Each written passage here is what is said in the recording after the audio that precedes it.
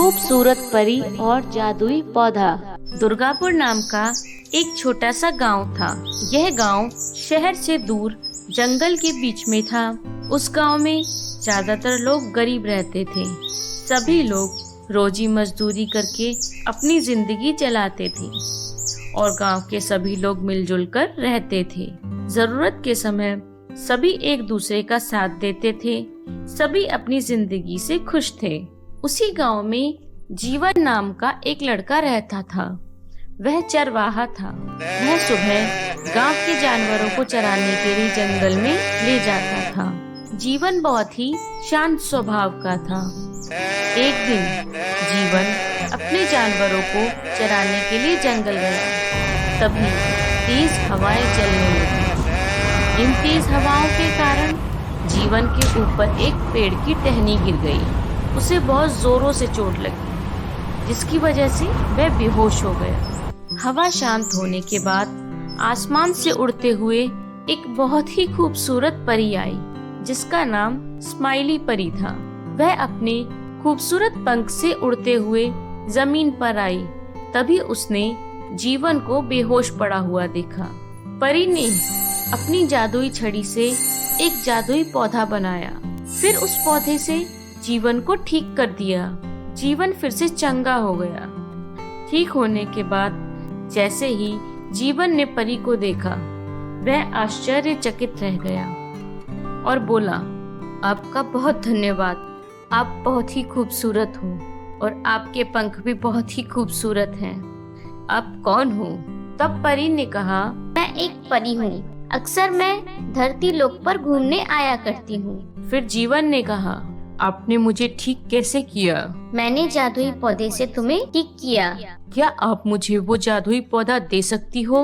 तुम इसका क्या करोगी? जीवन ने कहा, मेरे गांव में कोई डॉक्टर नहीं है। मैं इस जादुई पौधे से गांव वालों का इलाज करूंगा। परी कहती है, यह पौधा मैं तुम्हें दे दूंगी, किंतु तुम्हें लोगों का इलाज निस्वार्थ भाव और बिना किसी लालच से करना होगा।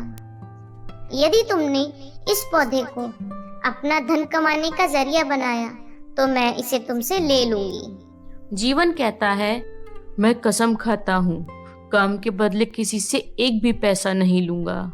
फिर परी जीवन के ऊपर विश्वास करके वह पौधा उसे दे देती है। जीवन बहुत खुश हो जाता है। फिर उस दिन के बाद से यदि गांव में कोई बीमार पड़ता तो जीवन तुरंत उसे ठीक कर देता। एक दिन गांव में अजीब घटना घटी।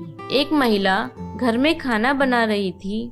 तभी अचानक से उसके कपड़ों में आग लग गई। वह बुरी तरह से जल गई थी। फिर गांव के लोगों ने जीवन को बुलाया और जीवन ने जादुई पौधे से उसे ठीक कर दिया। अब जीवन की चर्चाएं सब तरफ फैल रही थी। गांव से दूर एक शहर में राजा रहता था। उसकी एक बेटी थी जो बहुत दिनों से बीमार थी। कई जगह इलाज कराने के बावजूद उसकी बेटी ठीक नहीं हो रही थी। फिर एक दिन राजा को जीवन के बारे में पता चला तो वह अपनी बेटी को जीवन के पास ले गया। जीवन ने उसकी बेटी को जादुई पौधे से तुरंत ठीक कर दिया। राजा बहुत प्रसन्न हुआ और उसने कहा, जीवन, ये मैं आपका एहसान जिंदगी भर नहीं भूलूंगा। आपके उपचार के बदले क्या दूं? फिर जीवन ने कहा, नहीं महाराज, मुझे कुछ नहीं चाहिए। मैं निस्वार्थ भाव से लोगों की सेवा करता हूँ। लेकिन फिर भी राजा ने प्रसन्न होकर जीवन को बहुत सारा धन दे दिया। जीवन यह देखकर चकरा गया और मन में सोचा, ऐसे इलाज करके तो मैं बहुत सारा धन कमा लूंगा। अब से जो भी मेरे पास इलाज करवाने आएगा, मैं उससे इलाज के बदले धन लूंगा। अब वह गरीब नहीं रहना चाहता था। जीवन के मन में लालच आ गया था। अब गांव से जो कोई भी इलाज के लिए आता तो वह बिना धन के इलाज नहीं करता था। धीरे धीरे जीवन का स्वभाव बदलने लगा। उसके अंदर पैसे का घमंड आ गया था। अब उसने मरीजों को लूटना शुरू कर दिया था। उसका लालच बहुत बढ़ चुका था। एक दिन एक गरीब महिला अपने पति को लेकर इलाज के लिए आई और बोली, मेरे पति का इलाज कर दो। मैं बिना धन के किसी का इलाज नहीं करता। जाओ यहाँ से, तुम चली जाओ। महिला के रोने और गिड़गिड़ाने के बावजूद भी जीवन ने इलाज नहीं किया। उसी रात भुवन सोने के लिए लेटा, लेकिन उसे नींद नहीं आई। उसको डर था कि जादुई पौधे को वापस लेने के लिए परी ना आ जाए। फिर उसने उस पौधे को एक संदूक के अंदर ताला लगाकर रख दिया। थोड़े ही समय बाद परी आ जाती है और अपनी जादुई शक्ति से संदूक का ताला खोल लेती है और जादुई पौधे को बाहर निकाल लेती है। यह सब देखकर जीवन बोला, यह मुझे दो, यह मेरा है, मैं तुम्हें यह ले जाने नहीं दूंगा।